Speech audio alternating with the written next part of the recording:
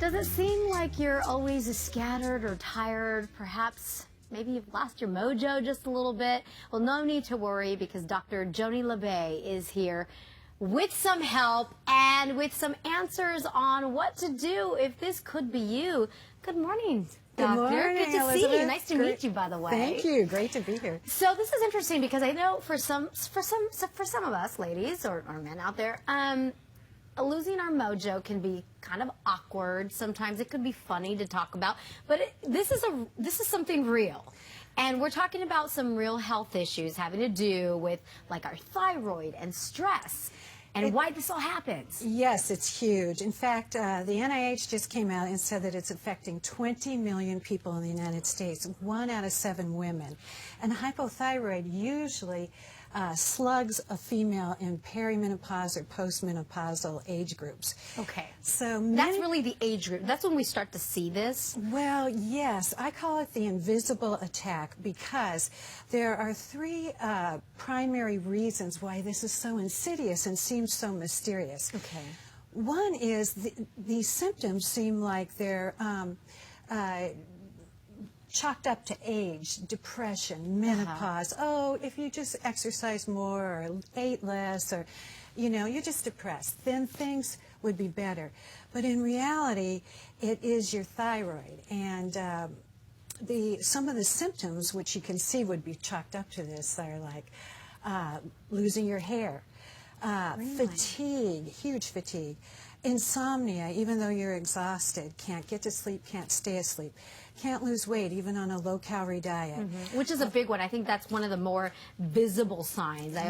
Sometimes you think, oh, maybe I'm having an issue with my thyroid because I can't seem to lose weight. And then you go to the doctors and you run a thyroid panel, hopefully, oftentimes only one variable, and the reference ranges are expanded such that we walk out with a sense of confidence. Well, I had my thyroid done, and everything's fine. And in reality, the broadened ranges gives us that false sense of security. That's interesting. So hyperthyroidism, you call it an invisible attack. Yes, and the reason is that we need to be tested for something called Hashimoto's. Okay. What is that? I know. Hashimoto's. Hashimoto's. It sounds like sushi. Yeah. But it's the name of the doctor in the 40s that won a Nobel laureate for discovering this autoimmune. The big difference is that it's the cause, the #1 cause for hypothyroid in the United States. And many people know I've been on thyroid for 20 years, but I'm not feeling any better. Sure. So it's a simple test. It's not mysterious. It's a blood test. And we test 2 antibodies, and we're able to find out, do you really have Hashimoto's, which would give you the answer to the big why. Why can't I lose weight? Why do I walk in the room? Where did I park the car? You know, why is everything dry? Dry. Hair, nails, everything. So interesting. That is so interesting. Aside from that, is there something else that folks maybe at home can do if they think, you know, perhaps they might have a hyperthyroid problem?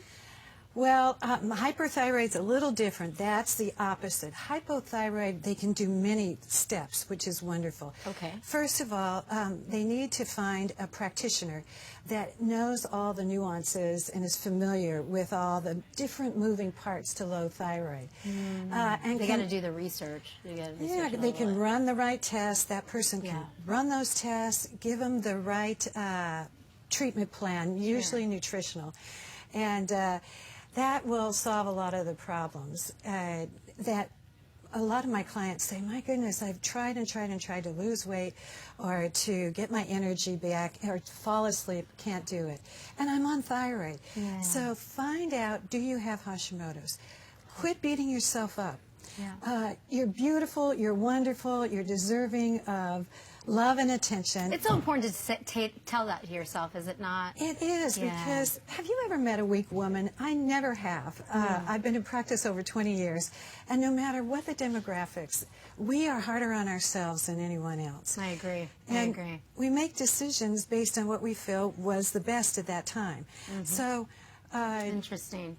Well, very interesting conversation, Dr. Labbe. Thank you so much for Thank coming you. in. I'd love to invite you to join us, too. Tomorrow, I'm doing a book signing at Warwick's in La Jolla. Oh, you are? Okay, And- great. Oh, here's some information. Look at this. We got this set up for you.